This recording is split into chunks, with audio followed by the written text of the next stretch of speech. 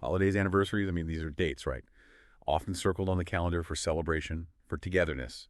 Yet for so many of us, they can also feel like a spotlight, really starkly illuminating an absence, turning what should be maybe joyful gatherings into moments that are just tinged with longing. It's a really common thing, often quiet.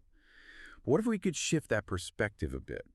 What if these times weren't just reminders of what's missing, but maybe vibrant, active bridges to cherished memories? That's exactly the journey we're getting into today. Our mission in this deep dive is to explore how individuals, families, maybe even whole communities around the world are weaving seasonal rituals to keep those bonds alive. And not just alive, but, thriving. Based on the material you shared, we'll look at some really inventive ways to refresh online memorials and also some gentle practical strategies for navigating grief during these times, these naturally bittersweet times. So how do we actually do that? How do we transform remembrance from something quiet, maybe solitary, into a warm, ongoing embrace that keeps evolving? It's really compelling, isn't it? How fundamental that need to remember is for humans. I mean, from the earliest societies we know about, right up to our hyper-connected world now, cultures everywhere have developed rituals, ways to honor those who've passed. What's particularly striking in the sources you pulled together is how these really deeply ingrained practices are finding new ways to be expressed. They're adapting to our digital age, but they still hold on to that core human desire, that need to connect and acknowledge a relationship that lasts, even when someone's not physically here anymore. Yeah, that continuity, that lasting connection, that really resonates. Yeah. And a really beautiful kind of modern adaptation that stood out in the material was this idea of virtual candles. Think about it, like a candle that could burn eternally online, a digital flame symbolizing an enduring light. As you highlighted, marking birthdays or special dates for those who aren't with us, well, that can feel especially tough. How exactly does this digital ritual help people acknowledge those days in a gentle, sort of ongoing way? Well, what's fascinating here is how this digital practice actually taps into some deep historical and cultural roots. Across so many different faiths and traditions, a lit flame has long symbolized the soul's journey or, enduring light. It's a powerful symbol. So in this digital context, it basically translates that symbol into something accessible, something shareable, an act of remembrance. And these platforms, like the one mentioned, a life portrait, they allow for quite remarkable personalization. You're Okay. not just sticking up a generic digital image. You could upload a photo of a real candle you lit, maybe on a cake from years ago, Oh, wow. or even design a personalized digital graphic. But the real power, I think, is in the communal aspect. Hmm. It shifts it from being just a solitary thing you do into a shared space. It invites other people to add their glow, Yeah. with their own virtual candles or messages. It creates this collective beacon of remembrance that goes way beyond just one person. It makes memory feel more like a collaborative journey. That idea, the shared space, the collaborative memory. Yeah, that's really powerful. And it makes me think about how certain smells or tastes can just instantly transport you, right? Back to a specific person or a moment. Which brings us to another really evocative way to remember holiday recipes. From the material you shared, there was talk about like grandma's gingerbread cookies or maybe dad's spiced cider. There's just something unique, something comforting about their signature dish, isn't there? Cooking those specific recipes during festive seasons, it can really stir up such joyful memories. It's like a tangible sensory link. Absolutely. And this brings up a really important question. Mm-hmm. How do we make remembrance interactive Mm. and multisensory, especially in the digital world? Food is just an incredible answer to that. Yeah. By sharing these cherished recipes on a digital memorial, maybe even scanning in the handwritten notes from the original recipe card. Oh, that's a lovely touch. Right. You transform them into these living legacies. Imagine compiling them into a digital cookbook that lives right there on the memorial, or posting them so others can try them out, fostering connection through, shared flavor across generations, even among friends. Platforms like a life portrait let you embed these recipes right into a keepsake section. You can add photos of the finished dish or pictures from family gatherings where it was served. Hmm. And crucially, these spaces often invite visitors to comment, maybe with their own memories attached to that food, or their own twists on the recipe, or photos of their attempt. It creates this dynamic, kind of multifaceted tribute that really engages the senses and invites ongoing participation.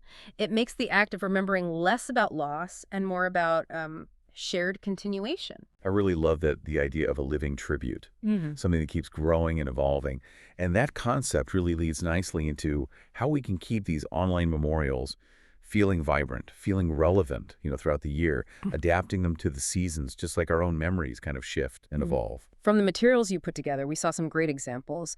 For autumn anniversaries, maybe adding falling leaf backgrounds or harvest-themed quotes. For winter, perhaps snowflake motifs, or even digitizing holiday ornaments from family heirlooms. That's really personal. Right? It makes the online space feel current, reflective of the time of year, almost like a digital garden that changes with the seasons. And what's truly intriguing here is how these approaches really help blend physical ritual with digital sharing. It transforms the memorial from just, a static historical record into a living, evolving space. Many platforms like this offer personalized templates that actually make these seasonal updates pretty seamless. You can upload videos, add music that fits the season, create virtual guest books where people can leave messages just like at a physical gathering. Hmm. One really touching idea mentioned was a memory tree section, where visitors can digitally hang virtual ornaments, each with their own note or photo. It creates this collaborative, ever-growing memorial. That's lovely. And this is where the physical and digital can intertwine so beautifully. You could craft a physical memory ornament, maybe with a photo or a meaningful quote, and then just take a picture of it and upload it to the online tribute, creating a virtual gallery.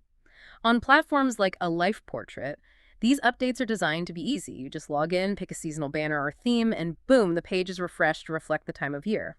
It lets the memorial truly adapt and, in a way, celebrate throughout the calendar. That's such a powerful way to keep the memory feeling fresh and integrated into our present lives. Mm. But beyond these personal digital tributes, Hmm. how can we maybe broaden the scope? Think about community, tangible action. How can we channel that energy, the energy of remembrance, maybe even grief, into positive contributions, things that really honor a loved one's spirit out in the wider world? This brings us to a really critical dimension of remembrance, I think. Moving from that internal processing to external action, action that reflects their values, their impact. Okay. One incredibly meaningful way, especially around the holidays, is to donate in the loved one's name to a cause they really cared about. Not only does this extend their legacy, but noting this act on their memorial page lets others see it and maybe even contribute themselves to something that was important. Right, sharing that. Exactly. Right. Another beautiful approach, detailed in your sources, is hosting virtual picnics or maybe story sharing sessions using video calls. These can be incredibly comforting, especially now, bridging geographical distances to bring people together in shared memory. Yeah, connection. And then highlights from these sessions can be uploaded to the online memorial. It keeps the memories alive and accessible, maybe for those who couldn't make it, or just for revisiting later. These acts really transform remembrance from just personal reflection into something more like communal contribution and positive impact. These strategies definitely offer some profound new ways to connect and remember. They bring so much warmth, so much purpose. But we also have to acknowledge the raw feelings that holidays and anniversaries can amplify. It's not always easy, is it? Sometimes those waves of grief can still feel pretty overwhelming, even with all these tools. So for those of you navigating these challenges, what are some soft strategies, as the material called them, ways to ease the path? What's fundamentally important here, and it comes through strongly in the sources, is this emphasis on deep self-compassion. Hmm. It's really about building resilience and finding your own unique rhythm through these difficult times. What can be the hardest is just acknowledging your feelings, just letting them be there. It is perfectly okay, absolutely okay, to feel joy and pain side by side. Grief is rarely neat or linear. Right. Planning ahead can make a big difference too. Thinking through which traditions you genuinely want to keep and which ones you might adapt or maybe even skip for a particular year. Perhaps a quiet reflection feels better than a big party right now. And that's okay. And giving yourself permission. Exactly. Prioritize self-care without feeling guilty about it. That means getting enough rest, nourishing your body, leaning on friends and family who understand, the supportive ones, and be flexible with yourself. Allow emotions to flow without judgment. Knowing it's just a natural part of the process. Creating specific spaces for memories, whether through rituals online or in person, that can be profoundly healing. And, crucially, remember there is no single right way to grieve. Everyone's journey is unique. And if you find you're really struggling, seeking professional support is always a valid and often incredibly helpful option to help navigate those emotional waves. That self-compassion, that permission to grieve in your own way, that sounds absolutely vital.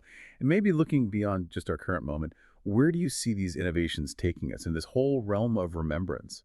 What sort of new horizons are emerging for how we can honor loved ones? Well, it suggests that innovation is really honoring the evolution of human connection, doesn't it? Mhm. Finding increasingly creative ways for love, for memory to shine. Your sources touched on some exciting emerging ideas like digital VR gatherings. Wow, okay. Which could offer these really immersive ways to kind of be with loved ones in shared virtual spaces, or even eco-friendly tributes, connecting remembrance with environmental care, creating a lasting impact on the planet. And Interesting. the online platforms themselves, they're constantly evolving, offering more sophisticated features like voice notes. Imagine hearing a loved one's actual voice. No, that's powerful. Or maybe AI-curated timelines that could intelligently pull together different pieces of their digital legacy photos, posts, messages for deeper, more interactive engagement. These advancements, they seem to be about creating richer, more personalized, and more accessible ways for memories to stay vibrant and for legacies to keep inspiring. Yeah. So, as we kind of bring this deep dive toward a close, let's just pull out some gentle takeaways from the material you provided. First, rituals, whether they're ancient or digitally adapted, they really do bridge the gap. Acts like lighting virtual candles, sharing those cherished recipes, they turn simple dates on a calendar into ongoing, living dialogues with the past. They keep memories vibrant. Second, flexibility really lightens the load. Remember, you have the power to adapt traditions, to fit your heart's rhythm, choosing what feels right for you in each moment without guilt. Hmm. Third, community sustains. You really don't have to navigate this alone. Invite others to contribute, whether it's in person or online. Shared remembrance is incredibly powerful, incredibly healing. Yeah. And finally, innovation honors evolution. Tools and platforms like a life portrait, they let us beautifully blend old, treasured memories with new ways of expressing them, creating living tributes that adapt and, in a way, celebrate. So, what does all this mean for you as you navigate your own experiences with remembrance? During the holidays, anniversaries, those times ahead, I think it's about recognizing that love doesn't just dim with absence. It simply finds new forms of expression. It's about discovering those creative, heartfelt ways to keep the connection strong, to embrace the memories not just as sad reminders, but as a source of warmth, of inspiration. Mhm. Remember, love doesn't fade with the calendar. It simply finds new ways to shine. What new way will you discover to let that love shine this season?